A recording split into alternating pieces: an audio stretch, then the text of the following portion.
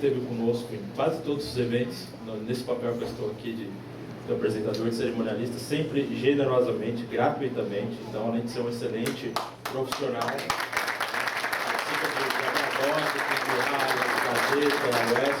também é uma pessoa que é movida por convicções, e por isso a gente sempre faz questão de tê-lo aqui conosco. E eu quero seguir aqui a ordem da vereadora Sonaira Fernandes, chamar aqui para dar uma palavra para a gente também, continuando a bancada da Oeste, né, antes do nosso querido Caetano, o único argentino que eu gosto, segredo.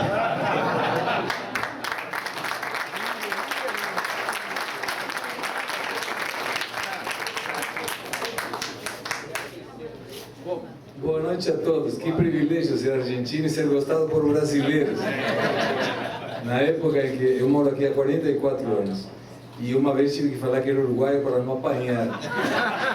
Então as coisas mudaram.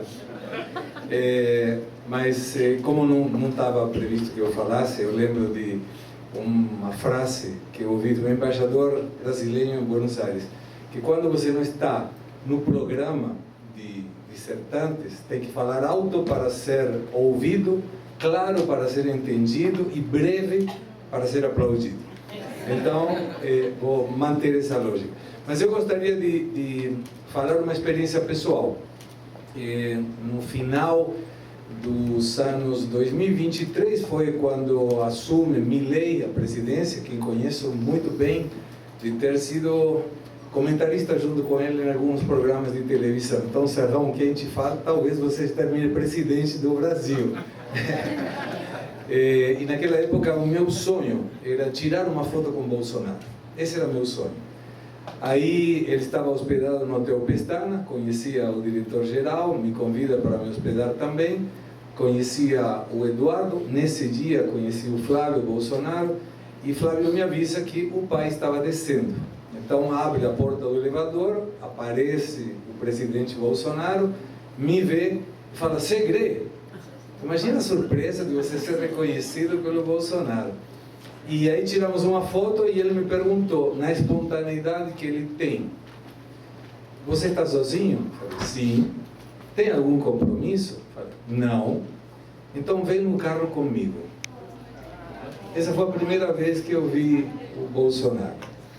E, logicamente, aí se você tiver algum compromisso, cancela. Se tiver acompanhado, manda embora. Mas ele estava sozinho, sim.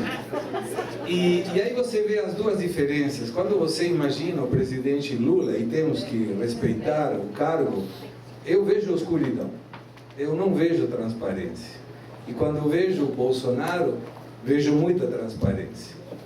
No carro, a gente conversava sobre Flávio Dino, que estava sendo empossado como ministro da Corte, e aí eu contei para ele se ele tinha ouvido a minha paródia homenageando o Bolsonaro, que chama Bolsonaro em Detalhes, que é uma música do Roberto Carlos, e que a primeira frase é: não adianta me eleger.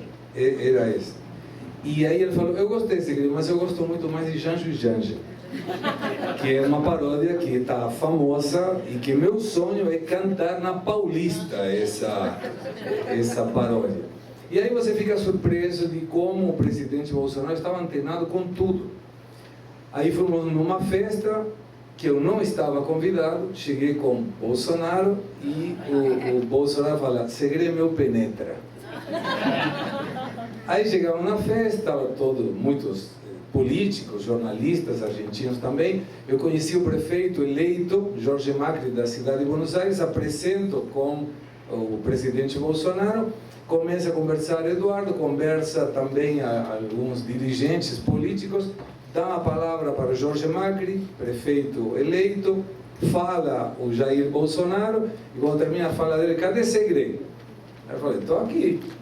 Canta Janjo e Janja para a gente. Esse é o Bolsonaro.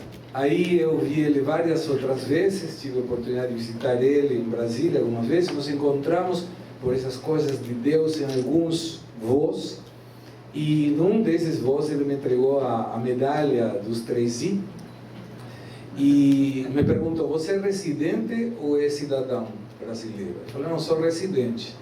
Então tramita a cidadania. se é para ferrar mesmo, vamos colocar um argentino no Congresso. E eu comecei a tramitar a cidadania. A primeira vez foi negada, agora a Polícia Federal aprovou a cidadania. Desisti de ser candidato a qualquer coisa, porque Bolsonaro não está na lista de candidatos a nada, mas eu entendo que desde o jornalismo a gente pode fazer muito mais, tendo feras na política como nós temos aqui. Então, por uma questão até de respeito a Bolsonaro, vou continuar a minha tarefa como jornalista.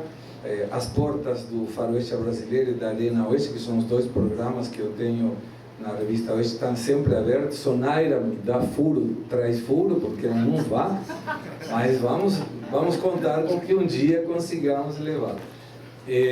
Mas a situação do Brasil hoje é crítica em termos políticos, mas eu vejo uma luz, a mesma luz que eu vejo no Bolsonaro quando eu falo com ele, quando tinha a oportunidade de falar com ele. É uma pessoa que você enxerga o que ele está pensando. E vou contar mais um. No dia seguinte a essa data do evento, estávamos tomando café da manhã no Hotel Pestana. Eu estava junto com o diretor do hotel e o gerente, e sai Bolsonaro do banheiro. E aí ele fala: você quer bom dia, como você está? Imagina quando o presidente Bolsonaro te chama assim, você fala: cara, eu sou o cara. E ele me cumprimentou com a mão e falou: tá molhada porque lavei a mão, tá? Esse é Bolsonaro. Esse é Bolsonaro. E quando a gente observa essa narrativa do golpe, o primeiro golpe do mundo foi em 509 a.C., na Roma antiga, em que Tibúrcio foi destituído por Júlio Brutus. E aí você vê que desde essa época até agora tinha três características: masculinos jovens, armas e um líder. Nada dessas três questões foram aplicadas nessa tentativa de golpe tupiniquim, como disse Serrão. Porque se eventualmente o presidente Lula tivesse estado aí e tivesse um golpe de Estado, perguntaria: tudo bem, eu estou me rendendo, a quem eu entrego o poder? Não tinha ninguém que assumisse isso. Não tinha jovens masculinos, tinha senhoras e senhores, muitos deles com bíblias. Na história do mundo nunca teve vendedor de sorvete, vendedor de água, nem pipoqueiro, e nada. E aí você vê também que eu visitei Brasília para verificar isso especificamente, se o governo, que tive 17 alertas da ABIN, pelo menos, tivesse bloqueado 3 acessos, ninguém chegava na Praça dos Três Poderes. Então foi armado claramente. E nessa armação, muitos inocentes estão pagando a culpa por isso. Eu não tenho muita expectativa da configuração do Congresso atual. E vou utilizar a minha cidadania para ter mais um voto para a direita. Então eu peço para vocês que tenham a oportunidade de votar, que não deixem de votar, levem gente a votar. Minha contribuição, além do jornalismo, e concluo com isso, está sendo visitar todas as cidades do Brasil em que eu possa ser convidado. Já fui convidado a vários, vou estar em Jabuticabal agora, no dia 7 de março, vou para Recife, para Manaus, Santa Catarina, a dar uma palestra que chama Ainda Dá Tempo. Nós somos e fazemos o nosso próprio futuro.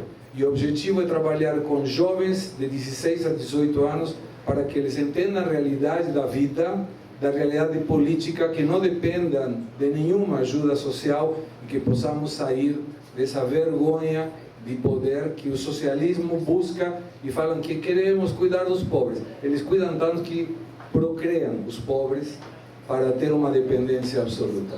Então, convençam a quem for possível que participe das eleições. É através das eleições, escolhendo bons candidatos, que a gente vai conseguir chegar muito mais longe do que chegamos hoje. Lutemos pelo Brasil que queremos e teremos o Brasil que merecemos. Muito obrigado.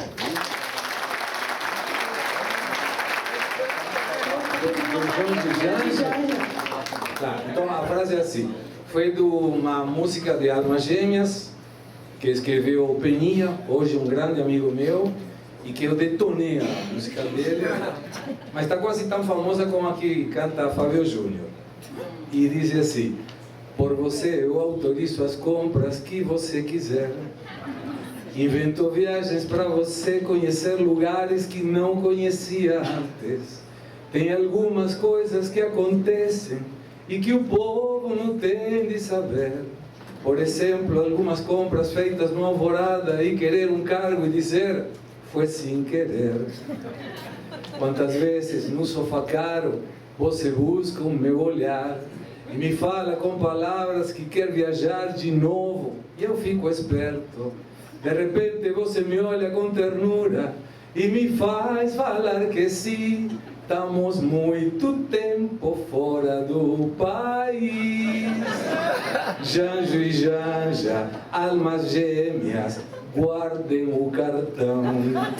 Vocês viajam, vocês gastam e quem paga é o povão. Narrativas sem picanha, sonho ruim de se viver. Se gastarem que seja grana de você.